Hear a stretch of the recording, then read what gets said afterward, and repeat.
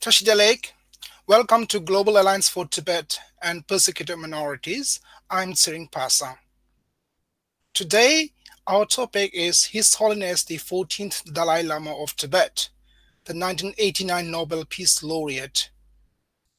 The Tibetan Spiritual Leader, His Holiness the 14th Dalai Lama, was born on 6th July 1935 in Taktser, Amdo, northeastern Tibet. This year, 2021, marks the 86th birthday of His Holiness the 14th Dalai Lama. We are very delighted to have a very prominent British scholar to speak on the lives, his contribution, and achievements. And I would like to welcome Alex Norman.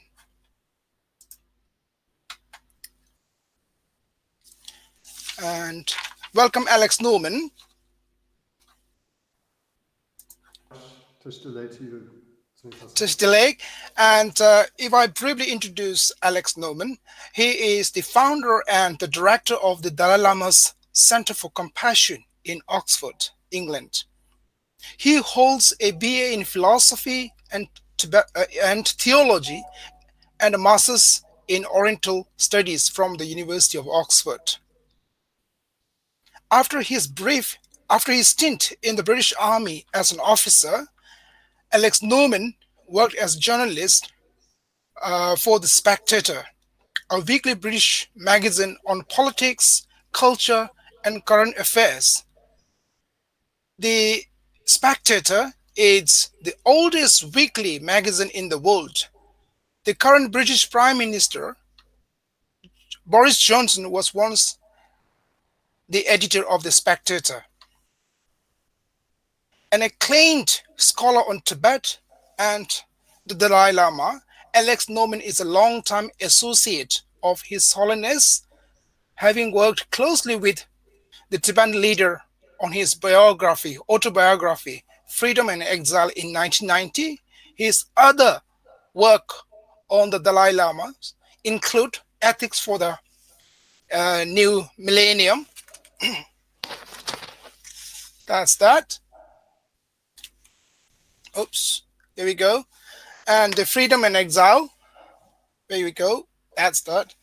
And holder of the Lotus Secret Lives of the Dalai Lama. That's 2008. And Beyond Religion, Ethics for a Whole World in 2011. And his latest book, The Dalai Lama, An Extraordinary Life, published in February 2020.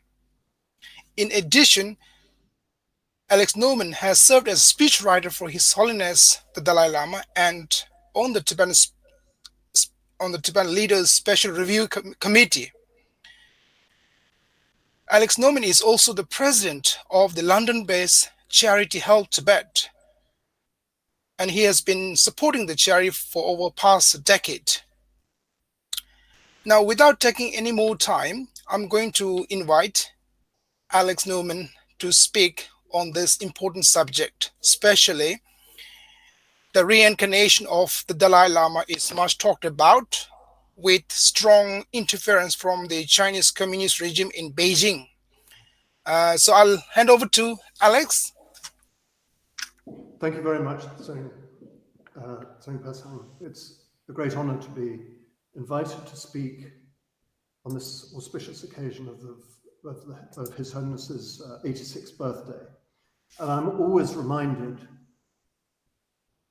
when I'm asked to speak in public about His Holiness of the great good fortune and privilege that I've had for knowing His Holiness over so many years.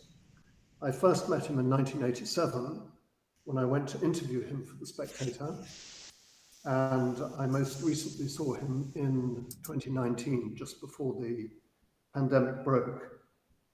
And in the interval, as Tsering Pasang mentioned, I've worked on a number of books with His Holiness, 3 of His Holiness's own books, and then I've written 2 of my own books, which are, if you like, historical accounts of the Dalai Lama institution, and then an historical account of His Holiness's life.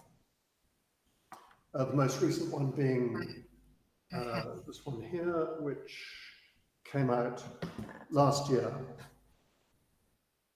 And one of the things, I don't want this to be a very formal address. I really just want to share some thoughts and reflections with you.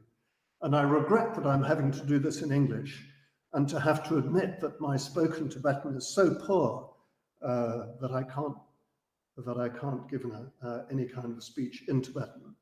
But I hope you'll be able to follow me. So really what I want to do is to focus on partly my personal experience of working with His Holiness, and partly just to share some thoughts and reflections on some aspects of His Holiness's personality. I would say that one of the great things about knowing His Holiness has been to see how remarkably consistent he has been in all that time. I saw him most years, at least once, for private discussions between when I first met him in '87 and 2 years ago. And he's the same person that I most recently met as the person that I met back in 1987, the same highly intelligent, engaging, bright, hopeful, enthusiastic, serious, committed, yet somehow always playful person that he was when I first met him. And I think this is one of the remarkable things about the Dalai Lama. You won't get him changing his mind or changing his opinion on the turn of a penny. What we get instead is consistency, extraordinary consistency, and commitment to his people, commitment to his role as Dalai Lama. And in political terms also, we see his commitment to democracy. And I think this is one of the most attractive but also important aspects of His Holiness's public work, his commitment to democracy and the way in which he has sought over the years to implement democracy in the Tibetan political system that he inherited. And it's worth saying that what he inherited from the 13th Dalai Lama was a highly conservative and one could almost argue authoritarian approach to politics, which had emerged over the years since the founding of the Dalai Lama institution. The 13th Dalai Lama himself was famous for being quite autocratic and quite severe in some ways. And it is an astonishing thing to see the way that the present Dalai Lama, the 14th Dalai Lama, has brought the institution up to date. Of course, one of the difficulties and one of the weaknesses, you could argue, of the Dalai Lama institution historically has been the lengthy gap between the demise of one Dalai Lama and the coming of age and the assumption of political authority by the next Dalai Lama. And really, it's this difficulty that is one of the things that the Dalai Lama, the present Dalai Lama, has sought to overcome by his introduction of democracy and by his decoupling of the institution of the Dalai Lama from the political authority of Tibet, so that since 2011, the Dalai Lama is no longer the de facto or the automatic head of state of the Tibetan political apparatus, and that rather he's invested that authority back in the people. He's returned power to the people. And this is a remarkable achievement if you think about it. Normally it's the other way around. You find political leaders tend to, the longer they're there, the longer the more deeply they entrench themselves in the political apparatus. And in fact, the only other example I can think of this in my lifetime has been the monarchy in Spain. It's not a very good comparison, but it's a gesture in the same direction. But what we have with the present Dalai Lama is a thoroughgoing commitment to democracy. And it's interesting, again, to see this reflected in the early experiences that he had. When he traveled to China in 1954-55, he saw the Communist Party and the Communist leadership up close and personal, if you like. And then again, when he visited India a year later, in 1956, he was able to contrast the commitment of these two respective regimes to democracy. And he pretty quickly understood, in fact, he instantly, could say, understood the difference between paying lip service to the idea of democracy and actually implementing it. And he found it implemented most thoroughly in India. So that when he came out into exile in India in 1959, he understood precisely what he wanted to do. And we see this in an early interview, actually, a remarkable interview, which you can find on YouTube, which was recorded by one of the Thai princes in 1960. And here we see the Dalai Lama